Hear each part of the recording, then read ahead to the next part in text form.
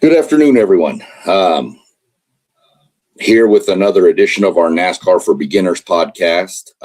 Running a few minutes late, but fixing to do something a little different. Going to get a woman's perspective on the world of NASCAR. So, going to invite my wife. I'm going to put her up here. There she is, right there. That's my wife, Faith. She's got some good insights. I think that will help maybe some other people that watch this that are new, kind of get you a different perspective of mine. So, just figured we'd try something a little different for once on this. So how's your day going? Can you hear me? I can hear you. Okay. There's a delay on yours, I think, but that's fine. So I just, Same here. yeah. So we'll just jump into it, and I'll go ahead and put these questions up on the screen, just to kind of get going. When would you say you started paying attention to NASCAR, and why?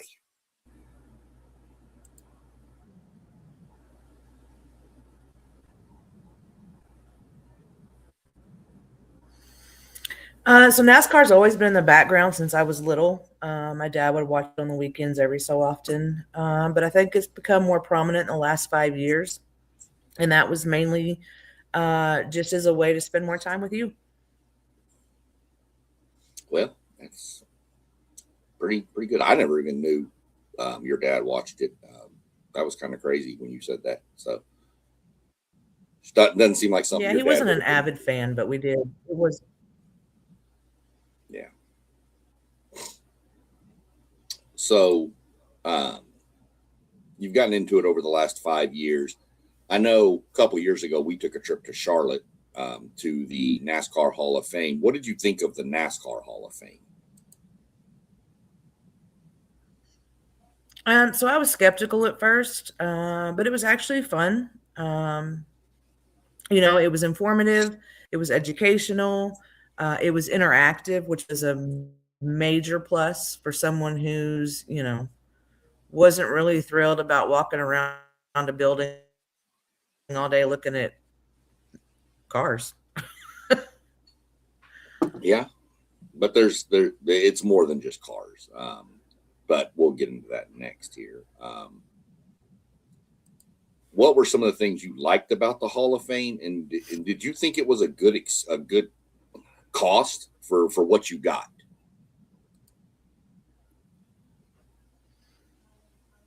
So I like that it was hands on, and not just a bunch of reading and looking at stuff through glass. You actually get to, walk on the track banks to see what it's like on the inclines. Um, they have a movie when you get your own pit pass. Um, you get to see the inside of cars. You get to see the cars through generations.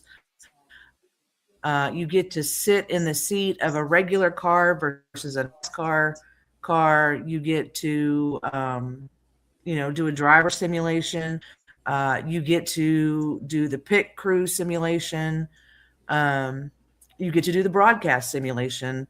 So with it being more hands-on, you get to see what goes on basically behind the scenes, as well as what it is like for a driver to experience things as far as, like I said, the embankments. You don't realize how crazy steep they are until you're trying to walk up that embankment. Yeah, Um, some so of as them are far as pretty the steep. cost goes, yeah, yeah, they were crazy. Um, and then as far as the cost, I don't know anywhere else you can go for. I think we paid $100 for the both of us to have the big package, which allowed you to make a virtual scrapbook by scanning the QR codes and adding them to your book. You get to do all the experiences. It gives you a free meal, and you get a percentage off if you buy anything from the gift shop at the end. All that for $100. There's nowhere I know of that you can go and get that experience like that. I mean, you sure as heck ain't getting it at Disney.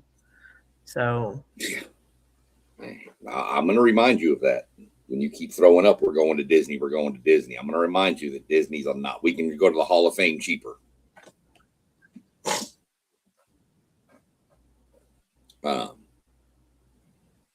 Yeah, like I said, I mean, it wasn't just kind of one of those walkthrough things. I mean, you're not done in 30 minutes.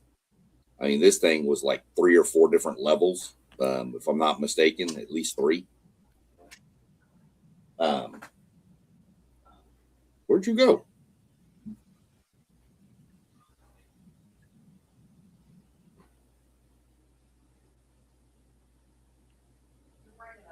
yeah, you're breaking up on my end, so I had to open the other door so I could hear what you were saying. Oh, okay.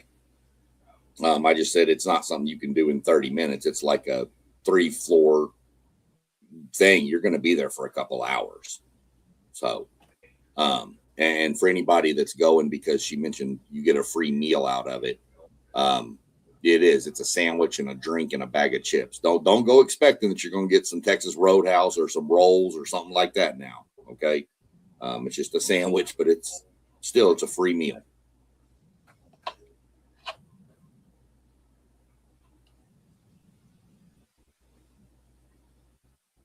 So next we've got, let's see. What was the first race you attended?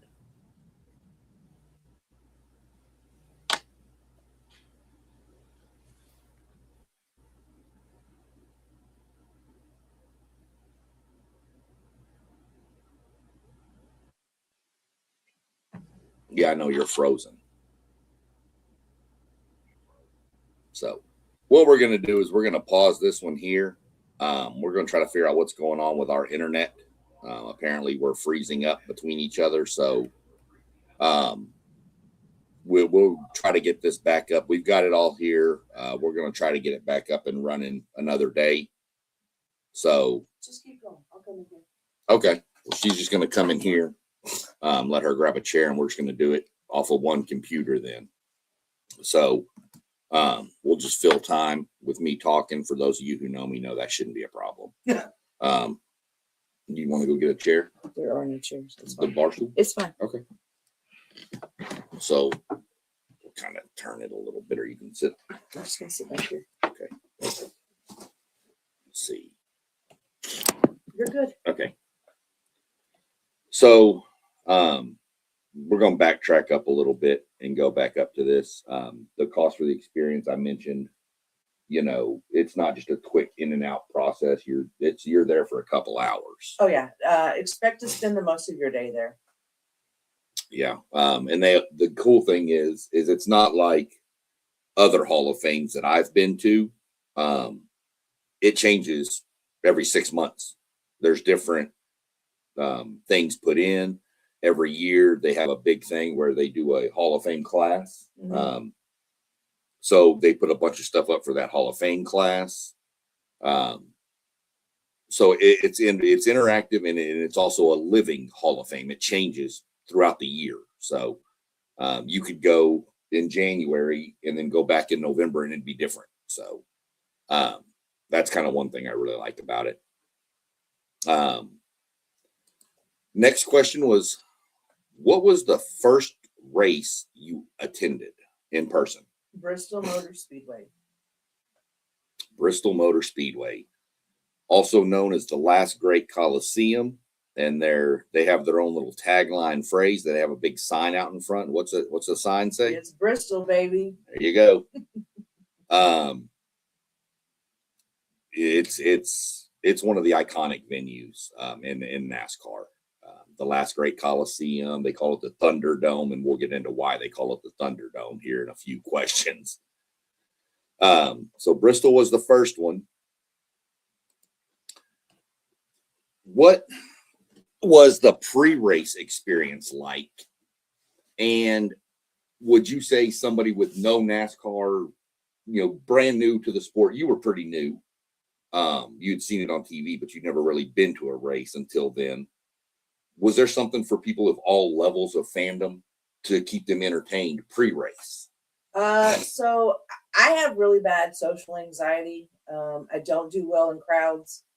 I have panic attacks. So I was super overwhelmed when we drove up and I saw in my brain, millions of people that were out there.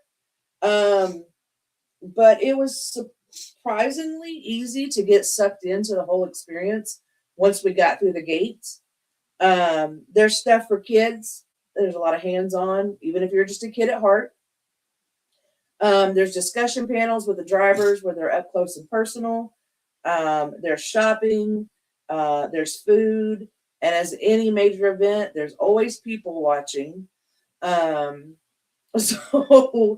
yeah, it ended up, even with someone as crippling as mine is, to be able to enjoy myself once we got in there and started going through all of the vendors and shopping and food and activities. But shopping, what kind of shopping is there to really do? So they have the merchandise haulers that has all of, each driver has their own hauler with all of their merchandise, which is obviously going to be on the more expensive side. But then they have a section that's more of the mom and pop vendors, flea market-y kind of vendors. So if you're not wanting to spend, merchandise money, they still have plenty of items there that are affordable. For example, I got 2 Raceway shirts for, I think they were on sale for $15 because they were the season before or whatever. But it doesn't say that they were season before, where if I'd have got it at the merchandise hauler, I'd have probably paid $30 for one. Yeah, not only do the drivers all have the trucks there, they also, if you go up to buy something, there'll be signs out there and certain drivers will be signing autographs. But keep in mind, some of those drivers charge for their autographs and some do not. Yeah. Some will charge. Some want you to buy a item from their merchandise hauler. Some have a limited amount. Your more popular drivers, your Chase Elliott's, your Ryan Blaney's, your Logano's, people like this that are Kyle Larson, they may have 30 wristbands that they give out. So if you're 31st in line, you're not getting a wristband. Right. But everybody has their drivers in NASCAR normally, and it's just a matter of, is your driver going to be available that day? You just don't know. It's kind of hit or miss. Now, I will say that some drivers, when they're going to a track, if you can get there ahead of time, sometimes the drivers are doing meet and greets at a sponsor that's in the area. Mm-hmm. Like some of them have done it at AutoZone, O'Reilly's, things like that. So you can always check the calendar and schedule for that too. Should have thrown this in earlier, but you do have a favorite driver you root for and watch and keep up with. And who is that? Blaney. Yeah. Ryan Blaney from just outside Columbus, Ohio. I think some people, when we first moved up here in 2020, said they nicknamed him the Columbus Comet, which is whatever the case may be. But yeah, so that's her guy, is Ryan Blaney. Mine, of course, if y'all watched enough of this, is Josh Berry, who they are actually pseudo teammates. Blaney drives for Team Penske, and Josh Berry drives for the Wood Brothers, and they're kind of build the cars in the Penske shop. So it's an alliance they have. So works out. It's pretty good. What do we got next? So going to Bristol, obviously you went because I'm into NASCAR and you just wanted to go and see what it was all about. What were your expectations going there, and how did your perception of it change afterwards? So going into it, I was really not looking forward to it. This is going to be boring, watching cars drive in circles for 3 to 5 hours. With there's no television, commentary to break things up, change your scene. But surprisingly, once that race got started, you couldn't have pulled me away from it. It was a blast. And before I knew it, I think it was a 4-hour race, was over and we were headed home. So It was about 4.5 hours, somewhere right in that range. Bristol night race in September is the one we went to. it's amazing. All lit up at night, the lights on, the cars underneath the lights. Just a spectacle. It's one of the marquee events on the NASCAR calendar. So that was her first experience. And I took her, I was thinking we'd go there because I was like, okay, I can take her to a couple different places. So let's go to Bristol because it's normally the most action-packed, beating, bumping, banging, entertainment, the whole race. Well, it just so happened that race, a certain driver by the name of Kyle Larson, out of 500 laps, led like 397 or some insane amount of them and lapped almost everybody. I was just like, well, she's going to hate this event because it's boring. There's nothing going on. You're just watching the 5-car pass everybody. So I was kind of like, well, we'll see. But even with a race like that, you were still like, I'll go back next year. I'll go back. Absolutely. I think it was entertaining for me because I was able to keep up with my car and see where it was at all times, being that it was a smaller track. It was a little difficult to figure out because, yes, he may be passing the number such and such car. But I was, it was like, okay, but how many laps ahead was that such and such car? Well, he was passing that 51 car a lot. Okay, well, that 51 car should have just stayed home because I could have driven faster than that. That guy had a rough go of it that day. But of course, they have the leaderboard in the middle so you can see where it's at and keep up. Yeah. Sure. So yeah, it was even without any wrecks, bumps, bangs, booms. I had a blast. I would absolutely go back every year if I could. Yeah, and if you want to know what I was mentioning about Bristol being crazy, you can get on YouTube on the NASCAR channel and just look up Bristol Motor Speedway altercations between drivers, and there's hundreds of them, fights after races. It's crazy. That's where the whole phrase "it's Bristol, baby" came from, because somebody wrecked somebody and he said, well, it's Bristol, baby. And that's just kind of stuck. I mentioned Bristol was loud. The Thunderdome is what they call it. And I'll set the stage before you say how loud it was. Bristol is in the mountains in pretty much the Tennessee-Virginia border. It sits in the mountains and it's built down. So it's like this little bitty hole, and then all of a sudden the stadium rises above it, and the stadium is massive. When she was talking about the crowd, it felt like 1 million people. It was 1/10. There's about 150,000 at a Bristol race most of the time. So, but even like she said, with that many people, it didn't feel overwhelming. There was still enough space and you could still move around. But how loud is Bristol? How loud was Bristol? That was loud. Once those cars started, you could feel it shaking inside your body. There was no talking during this race. Anytime I had a question or wanted to discuss where a driver was at, it had to be done through a text message or a screen grab note for him to read. We had ear protection, and my ears were still ringing when we left. So, yeah, it was crazy loud. Yeah, Bristol's loud. One where we had the little squishy. Yeah, stick them in your ear holes. Bristol's one that if we go back, we're buying the over-the-ear ones because, I mean, literally, we could only talk, I think, during the stage breaks. During stage breaks was the only time, yeah. And there was only 2 of those. Yeah. So, yeah.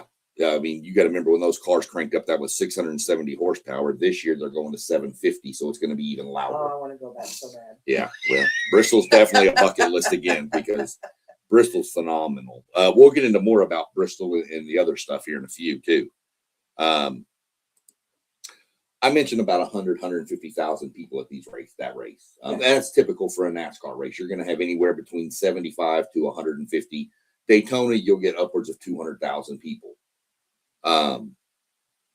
Anything rude? I mean, you hear rude or weird issues with fans because you hear about baseball teams and football teams where after the game, such and such team won, and this guy punched a fan of the other team. Or, I mean, I've never seen any of it, but did you notice any? You people watch more than I do, so I'm more busy trying to look around and see where's the driver or where's the beer vendor.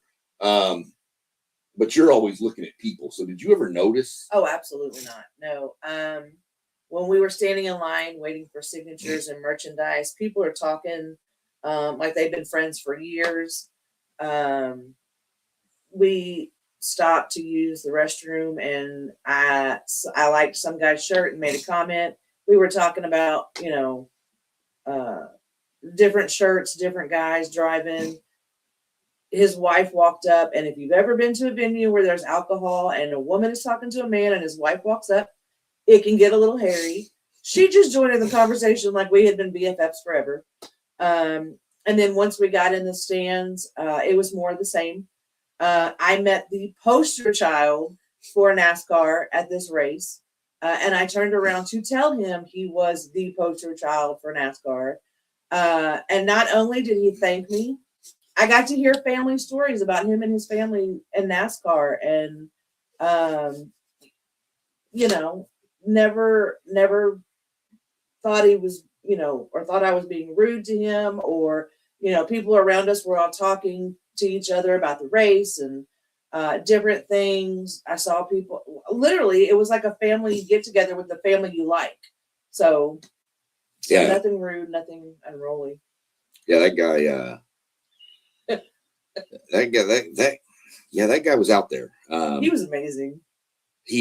When you think NASCAR, everybody has this, I don't know, redneck conception. Yeah, you have a conception of who the fans of the drivers are like. They're these old hillbilly dudes. Well, this guy did not do anything to extinguish that flame. Okay, this dude had the mutton chops. He had the mullet. The Jerry curl mullet. Yeah. He was definitely business in the front, party in the back. The wraparound sunglasses. Actually, I think this dude was party anywhere. Because not only in the middle of talking about family stuff with my wife, he's reaching down into the cooler and pulling out buzz balls, and they're doing shots. So he was out there. He was great, and I think his buddy actually fell asleep. Yeah. Halfway through the race. I don't know how he slept, but I think there was enough alcohol to put him I don't to think he sleep. slept. He passed out. Let's just call it a spade right there. But yeah, I mean, it just seems like everybody I went to the race with our son Bryson over in St. Louis, and we were sporting our Kevin Harvick gear when he was still racing. We were sitting next to Denny Hamlin fans and Kyle Busch fans. Nobody was fighting each other. Yeah, I was sitting beside a Hamlin fan at the Michigan race, and we had a conversation through the whole thing, and no one was ever mad at the other one for dogging the other driver. No, and you do. You talk trash to the other people. Oh, your driver wrecked and blah, blah, blah, blah, blah. Nobody gets mad. They're just like, oh, well. He sucked today. Trust me, I know about sucking today. My driver had a rough go last year, but it is what it is. That's what's fun about it. So, how do you feel the cost of going to a race equals the amount of entertainment you get, not just for the race, for the whole experience? Because I've always told you, I think NASCAR is an event, not a race. It's an event. You don't go to a football game 4 hours before the game starts normally. Well, I mean, tailgate, but well, right, but I keep telling you the race is at 2. We need to be there at 10, and you're like, why? And then you were like, now I see why. I get it. Yeah. So the cost for what you get from pre-race through the race, how would you say it is? Is it fair? Is it too costly? Oh, no. It's cheaper than any large venue event tickets, that or any event that we've ever been to. Our tickets were free because we use the fan app. Real quick before you go on, if you want to know that, go watch previous episodes of my NASCAR for Beginners. It'll explain the fan app for you. I highly recommend the fan app. We have been able, if last year would have panned out without new grandbabies and weddings, We would have seen 3 races last year and paid for 0 tickets. But anyway, most of the tracks, you can bring in your own cooler with food and beer. So if we would have done that, we'd have had free tickets, free food, free beer. The most expensive part would have been travel and the hotel. And of course, the hotels are obviously going to be expensive because it's race weekend. But again, like I just said previously, there's nowhere that you can go for a venue like that, for an experience like that, and pay that amount. I mean, even when we bought tickets for a race, I think we paid $150 for 2 tickets near the. No, I just bought 2 tickets. This is the first 2 tickets we've had to buy. Yeah. And I bought them for Martinsville, Virginia. And it was $112. That's tax, title, everything right there. Okay, so it's still basically 100. We're sitting in row 3 on the aisle near the start finish line. Okay, so I mean, where else are you going to go that cheap, that close to the track? I mean, I mean, it's worth it. The $112 for. You can also pay more to go pre-race. They have walked through the garage. You can add stuff onto your tickets. We normally don't because we normally tool around with the fans out in the fan zone and stuff like that. When we go to Martinsville, y'all definitely tune in because we will be going live a few times and posting videos to YouTube for that. But so I mean, for the pre-race, the race, it's good value, I think. Hotels are expensive. You are 100% correct. If you're used to staying, let's just say, especially if you're bougie like me and won't stay in anything that may have pets that are in the hotel room with you. Yeah. Let's put it this way. Like, let's say a Super 8 is like $60 a night. If you go to a Super 8 on a NASCAR weekend, it's going to be about $150 to $200 a night. And every single hotel in the area is booked. Yeah. So don't try to change it once you get there. Right. If you use the fan rewards when the tickets come out for purchase, if you're going to go to a race the following year, get your tickets and immediately go on, find a hotel near there, book it. If you don't want to pay for it up front, look for one that's prepaid. That's what we do. We look for hotels that are like, you can pay when you get there. We just book it to save it. And even then, it's not cheap. So that's the most expensive is the travel. Yeah. But like for us from Columbus, even Charlotte was like 8 hours. Yeah. And then Bristol was actually 6. It's actually closer back. So, I mean, it's a day trip. You could get down there in a day, spend one night and drive home. But we'll get into more of why we don't do that here in a few. So as for a family, obviously our children are older, but let's say they were in high school. Would you still think the cost is good for the 4 of us to go to a NASCAR race? Oh yeah, definitely. Absolutely. Again, even though my daughter's not into any kind of sport whatsoever, she would still find something to entertain her while we were there. Again, there's shopping in the fan area. There's food. There's people watching. So she would have something to do. And then during the race, if she got bored, she could go back down as a teenager, obviously, and just tool around in the fan area because this stays open through the whole race. And of course, our son he would have sat through the race itself. Yeah.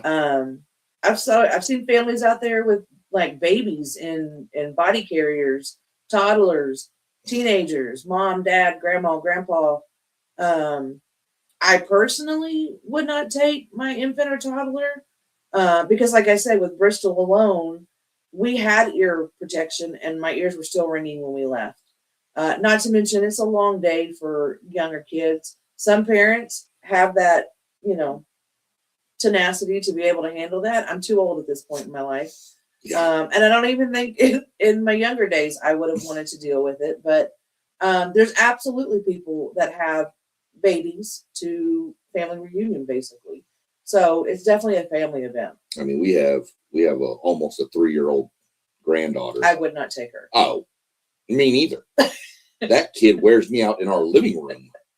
I can imagine taking her around a whole racetrack. I mean, I don't know. She's weird though. She's the one that at 1-year-old pushed her stroller through the Columbus Zoo. Well, yeah. So she's a little different, but yeah, she wears me out in the living room.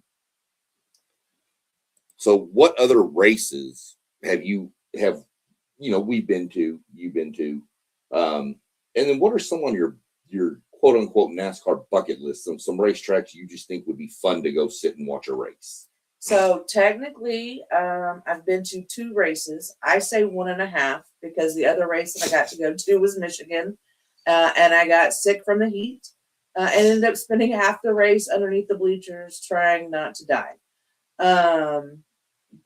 But we did go to the Michigan race. It was still fun, the part that I got to experience. It was not as fun for me as Bristol, but it was still fun.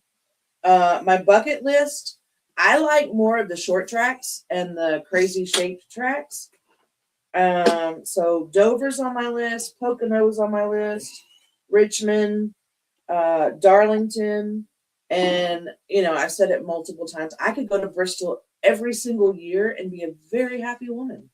And it's not just because of the Bristol race. And most of these racetracks, guys, if you're trying to get your wife interested in going to a NASCAR race, do like my husband did. We make a vacation out of it. We usually take a long weekend or a full week.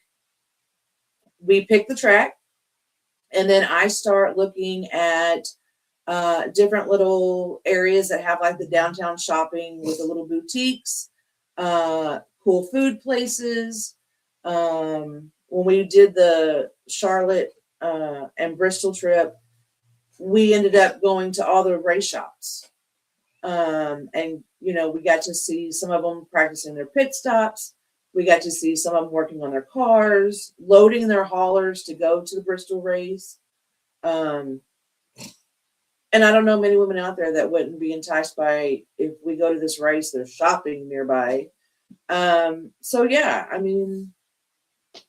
Yeah, that's the one thing with NASCAR is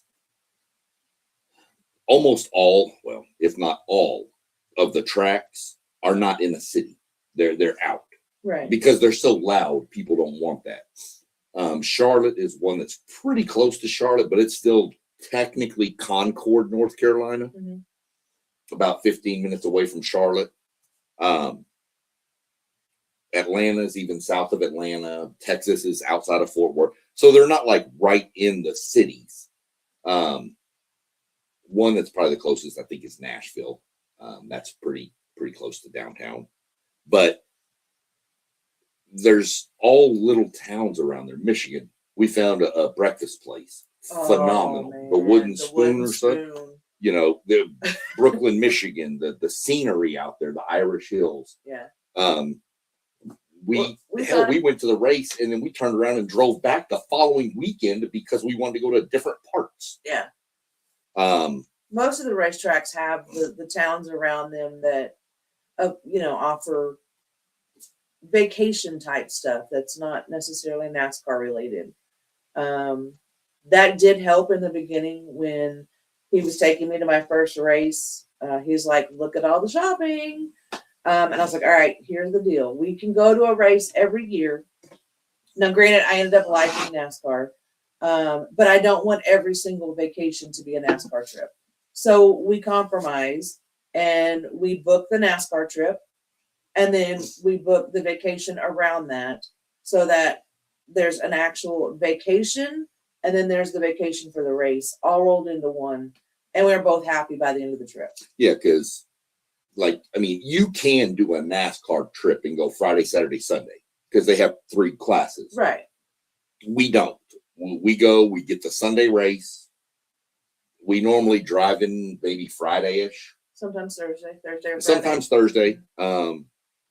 We try to give ourselves a day to kind of, get used to the surroundings. Where's the track from the hotel? Is there a shuttle? Do we need to drive? Martinsville, we got a hotel probably about a mile from the Yeah, so track. we're We're just going to walking. walk. But you look around, and then after the race on Sunday, we obviously go back to the hotel and sleep. Yeah. And then we check out of the hotel and we leave and we just go wherever we want. And then we just look for a hotel when we're tired. That's just how we make it work. We normally do the race and then take the following week off of work, to do our stuff, whatever we want to do. Even if we want to come back to Columbus and have just a week to sit around and relax, fine. But normally we go tool around and look in different areas and find little downtown. She loves to look in the little old downtowns. That's one reason you liked Bristol so much was, Bristol is known as the home of country music, the birthplace. I know everybody says, Nashville, but Bristol was the original. There's a place there we ate at. The food was whatever, but it was more of the nostalgia that it's a hamburger place right there in downtown Bristol. That was the last known place Hank Williams Sr. was seen alive. That's the last meal he ate, and then he got in his car and passed away. And we're not knocking the restaurant. No. The food was good. Yeah. It just, when we go on these trips, we like to find places that you can't find anywhere else, that have, outstanding food. The food was good. So, yeah. But we ate there more for the fact that it's the last place Hank Senior was at. Right. So yeah, there's always something near a track, whether it's, in the route from your home to the track or around the track itself. You don't, just have to do the NASCAR thing. But I promise, I'm going to say 85% of the time, if you can get your wife to go to a race, she will be hooked. She will be hooked. Yeah. Yeah. I've always told that to everybody because people have always told me, how can you get into this? This is so boring, blah, blah, blah, blah, blah. I get on TV. It can be a little boring because you're just watching. When you can only see what they're showing. Right. You can't look everywhere. Sometimes when we're watching on TV, there's a wreck. And then by the time the wreck's already happened and is done, then we get to see what happened. Right. At the track, you're constantly doing this number. Where's it going to happen? What's going to? So it's just so much different, and you can't fathom if you enjoy cars and the old American muscle cars. Even if you don't. Yeah. But there's just something special about the sound of a big, huge V8 cranking up. There's just something to me, and I'm different. And my wife, she likes old cars too. So, but even if she doesn't, just watching the skill of these guys be 6 inches away from each other at 200, 150 miles an hour is just, to me, insane. And let me tell you, it may look like they're close on TV, but it looks like they're even closer when you're in person. It looks like they're in each other's back seat. It's crazy. Mm-hmm. Absolutely crazy. New meaning the backseat driver. We got some people that jumped in here, catching up with y'all. Our buddy Doug Jones said, "Good to see you, Faith." He's trying to learn more about NASCAR. He's just a city boy. Yeah, well, we know. We'll give you a pass. I'm trying to teach you if you just join me for some of these conversations. Mossberg, our buddy Mossberg, of course. Hey, the Burnett's. Good afternoon. He's tuning in. He said he's working graveyard tonight, so he was trying to squeeze in a nap, and there he goes with it's Bristol, baby. There you go. What our buddy Robert, the leader of the WTP, as I call him, the fearless leader, says, "What foods do you like to pack when you go to a race, and what drinks are in the cooler?" Sandwiches and beer and some water. Drink plenty of water. Yeah, definitely want water for sure. I mean, everybody jokes, "Oh, I've got a cooler full of beer." Let me tell you something. You get to one of these races, you're talking 5 hours, and you still got to drive. You start pounding beers all night, you're going to be in trouble because there are cops everywhere too. Well, not to mention a lot of these races, it's hot. Yes. And that's what happened to me in the Michigan race. I did not drink enough water, and that heat got me, and I got sick from that heat, and I was chugging water, and it still wasn't enough water. So we, most of the coolers that we see packed. They have sandwiches, fruit. Yeah. You know, whatever you can eat out of a cooler, and it not be soggy and nasty. And then obviously there's alcohol, Cokes, water, just your normal, you know, you're taking your kid to the zoo kind of thing, but you get to bring beer this time. One reason NASCAR went to this, and again, it's not every track. Always check your local track that you're going to. Check their policies first. They have to be soft-sided coolers. Correct. And they can only be a certain size. I'd have to, and again, check your local track because some are different. I know like Eldora Speedway here in Ohio, if you go up to their concession stand, they have a beer stand, and you take your big 64 quart igloo, they'll fill it with ice and $2 Busch Lights. I didn't know that. Yeah, I'm camping if we go there. Yeah, we're not driving nowhere. home. For 2 days we ain't driving. But you know, like you said, sandwiches, things that won't get Things peanut that butter pack- jelly. You don't want to take like lunch meat because it could get warmish, you know. But Well, you again, could. who wants to eat mayonnaise and then sit Right, and eat? right. It is hot. The good thing is, like I said, if you go with her and I, okay, so we go to a race, I can take a cooler, but she can take one too. So like I can have a cooler full of our beer and she can have a cooler full of water. So it's a give off. But I will say every racetrack has their own little special food. Martinsville has the hot dog stand. Yeah. I mean, am so They're phenomenal. ready. They're like world famous for their hot I dog. can't wait. Daytona has some burgers that they always throw out. Mhm. So I always try stuff. I don't think Bristol had anything that they were Um, known for food I wise. don't think so either. But I know Daytona has a burger. One of them has like a chicken pimento sandwich. Yeah. One has Martinsville has the hot dogs. So I always tell people take your food, but support too. I mean, Right. buy, Now the food and burgers obviously are going to be a little more expensive because they are specialty and they're Yeah. known for them. Right. Well, but like the hot dogs at Martinsville, I think you can get 6 for $12. Sign me up. That's what I'm saying. But at the same time, the food that we have gotten from the concession area has not been astronomical. And I'll preface that or compare that by saying we go to the hockey games here. For me to get a hot dog and fries and him to get a sandwich and fries and 2 drinks, I think it comes to what, like 30, 40 $35 bucks for a freaking 35, hot 40 dog and bucks. fries. Yeah.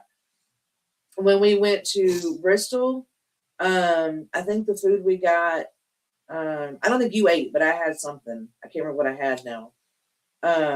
No, because I ate that huge breakfast before we got there. Yeah.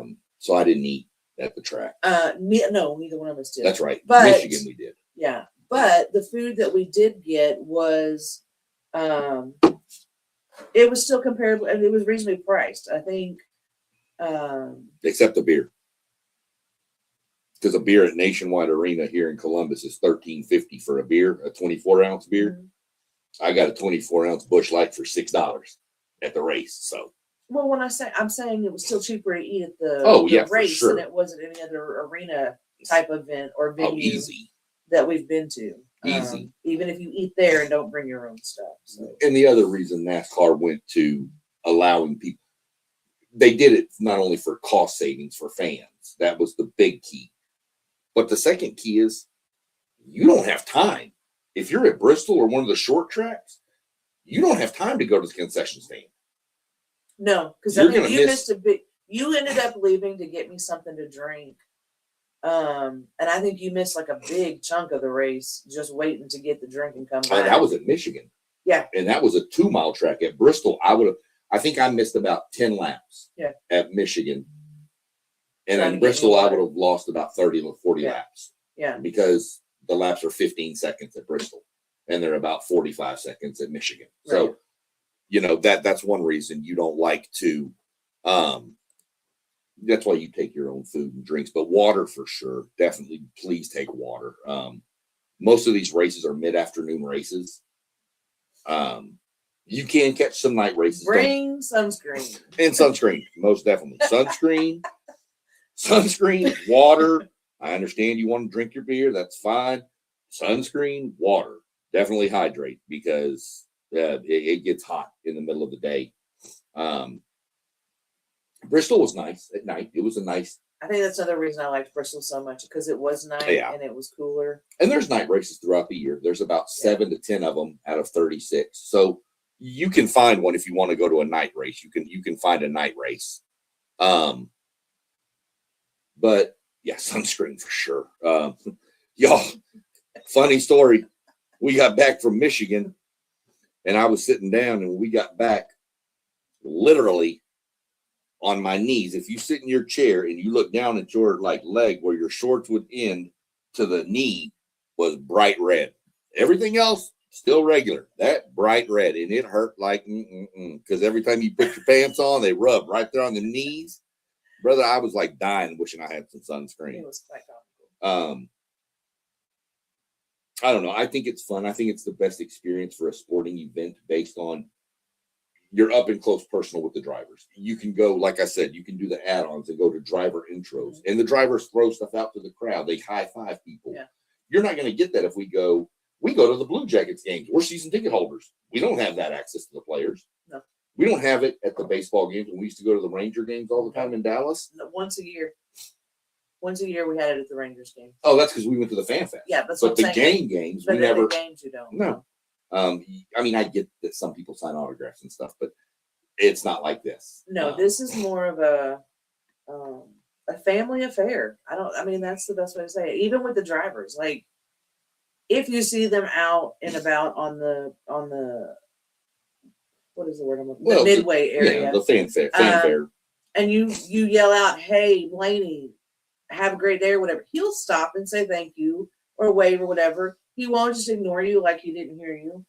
When they're answering questions on the stage, they take the feedback from the crowd. And even with all those people there, you're still close enough to them on the stage that if he was to spit when he talked, you could probably get hit with it. Well, and NASCAR also takes their fans' opinions to heart. Like this year, they're changing the whole playoff format. Well, a lot of fans were screaming they wanted it changed.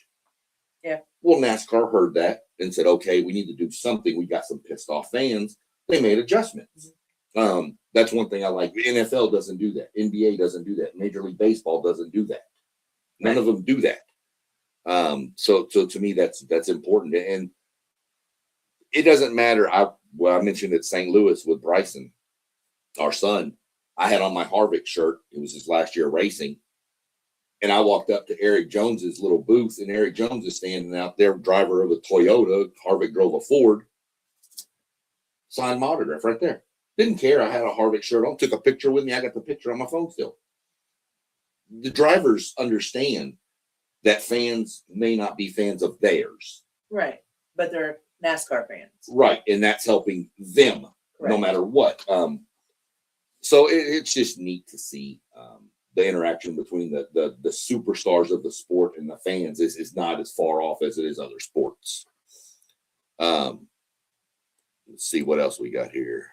Oh, post game, Mr. and Mrs. SEC. Negative. Adam, our buddy Adam, Faith. Yeah, she's the one behind this. Like I said, I wanted to get a female's perspective because I think guys can seem to make it bigger than it really is when they're talking about their favorite sports. But I think we all know women kind of keep it grounded.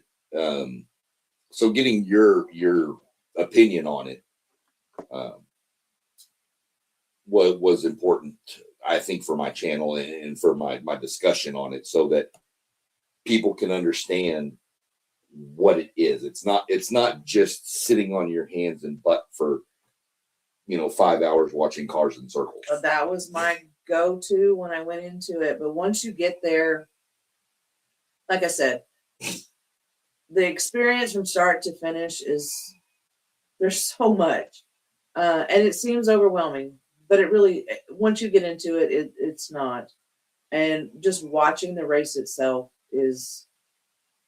I would recommend taking your wife to a short track for her first race. Most If definitely. you're going to take her, because she can see the whole race the whole time. Where if you take her to a larger track, she can only see half the race half the time, because once they get on the back straightaway, you can't really see anything. And if you want to suck them in, take them to a short track, because they're not going to miss anything. Yeah, and the reason you can't see normally the back of the track at some of the bigger ones is because NASCAR has got this weird thing where they get all their infield of the track is covered with campers. Yeah. And it's not, like we can get a They're camper and go park. motorhomes, Yeah, they're not motorhome. campers. But we can go park down there and then people sit on top of them to watch the race. So just always remember, if you're going to look for a race, I would suggest a short track. And you people can post comments on this if they want about what are some good short tracks, and we've given you a few. Most of the ones my wife mentioned are short tracks. Pocono's the tricky triangle. That's here in the Pocono Mountains in Pennsylvania, and it's literally a triangle. But most of the ones I think you mentioned, which ones did you have listed?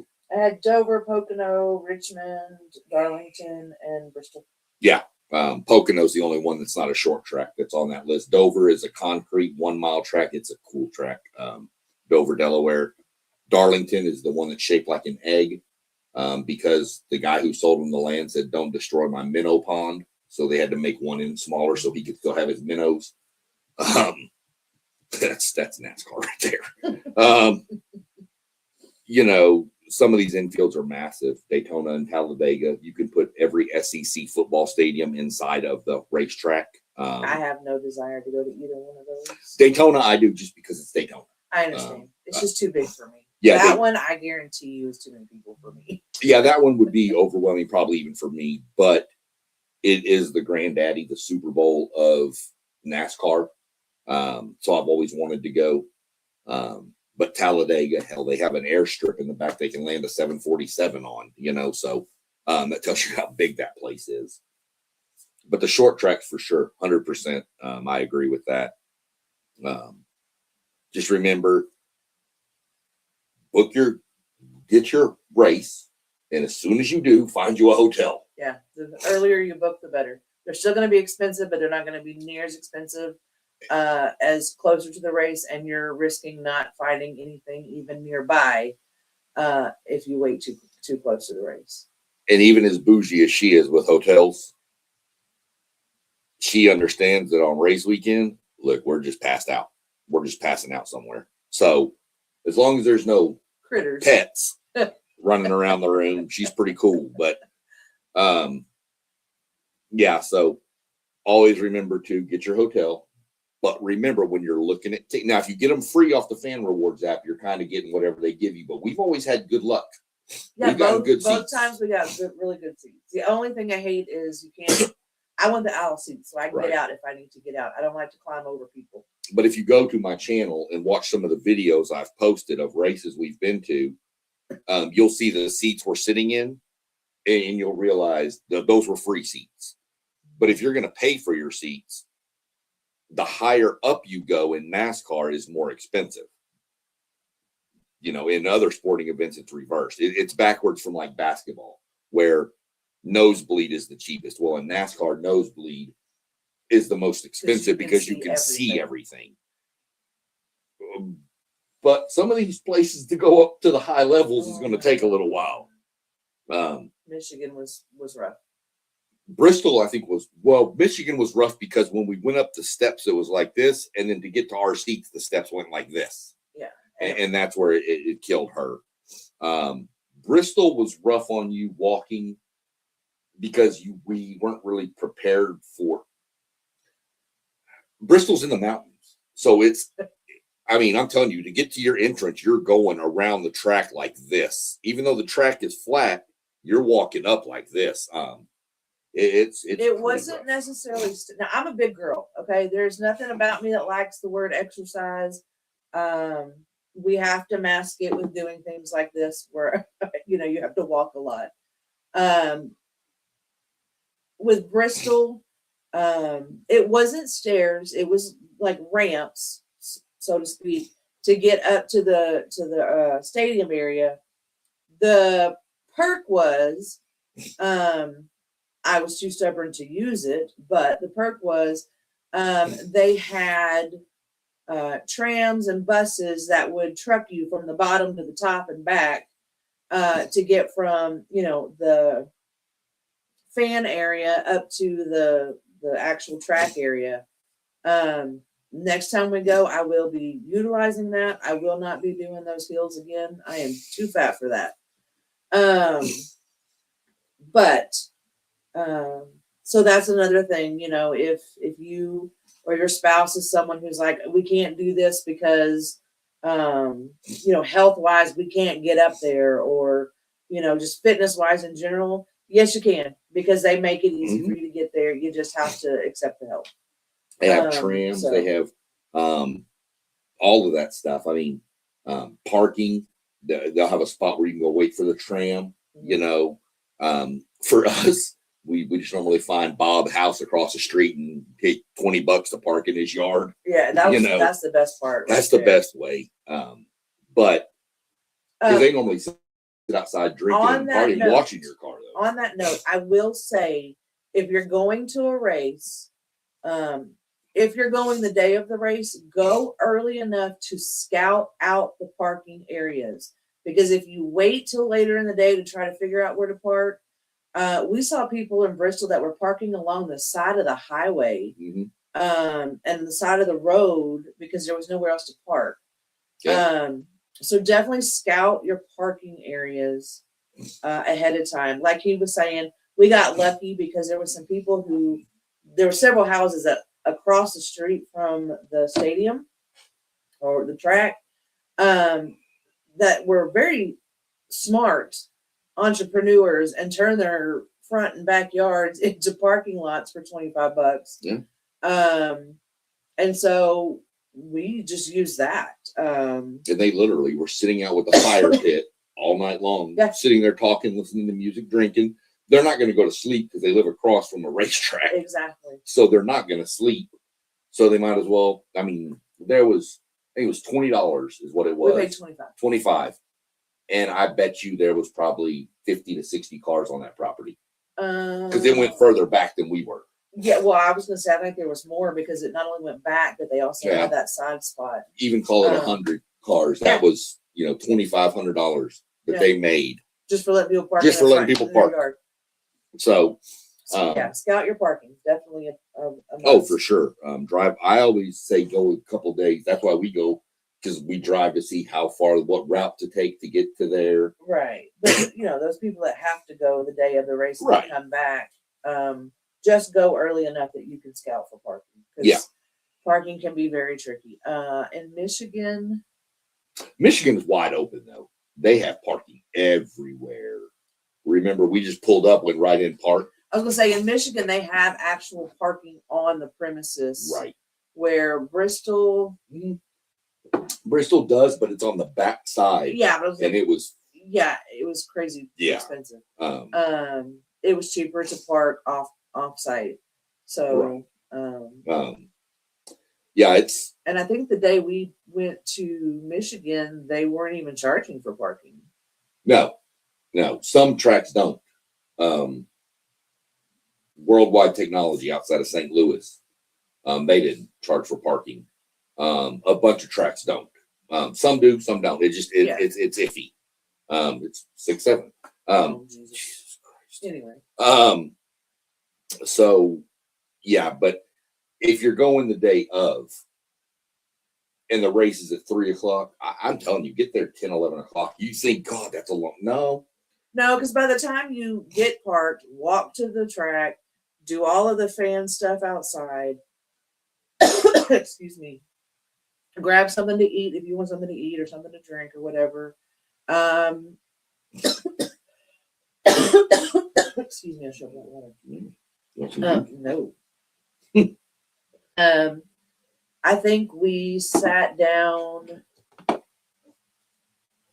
45 minutes before the race actually started. Roughly. Even getting there at 10 and the race was at 3. So. I mean, the good thing too is, like, say the Michigan race. That's probably the closest track to us here in Columbus. It's 2 hours, Yeah. 2.5 roughly. Indianapolis is 3-ish. So, but you have a couple. Michigan to me is the closest. You don't even have to go to the race. You can just drive up to Michigan if you want it on race day, park for free, and walk through the fan zone and then leave. Yeah. The fan zone's free. You don't have to have a ticket to get into the fan zone at any of these. That's Right. all free. Right. The only thing you need a ticket for is to get inside the building. But why would you go that far and not go to the race? Well, but if you didn't have, if you wanted just to go get that experience, No, to I get see, it. I get it. before you decide to go, like we'll take Adam for example, him and Whitney. If they wanted to drive up to see what the fan experience was like before they bought tickets for the next year's race, then Right. they could do that and it'd be free except for the drive. Right. But yeah, so that's really about it. We're running up on about an hour. Just, like I said, like, comment, subscribe to the channel. You see all the channels rolling along the bottom down there. Go like, subscribe, hit the little notification bell so you'll know when we go live. I'm going to wind up going live probably one day next week, during the week, to kind of do my preview for who I think will make the playoffs, the chase for the championship, who I think is going to make it. And then from that point, next Sunday, we have 1 week until they race at Bowman Gray Stadium for the Clash. We're about 3.5, 4 weeks away from racing at Daytona, so it's creeping up pretty fast. But like I said, I appreciate you joining me to kind of give a female's perspective on what it's like. It's good input. You gave a lot of good advice to people, I think, more than I would have, because I would have never thought about some of that stuff. So, there's 6 other episodes of this posted on my YouTube channel. Go watch them from the beginning, get all the knowledge you need, leave comments. I check the comments when I see notifications on them. I'll respond. Go like and subscribe to all of us, and y'all go enjoy some NFL playoff football this fine Sunday, and we'll catch up next week. Peace.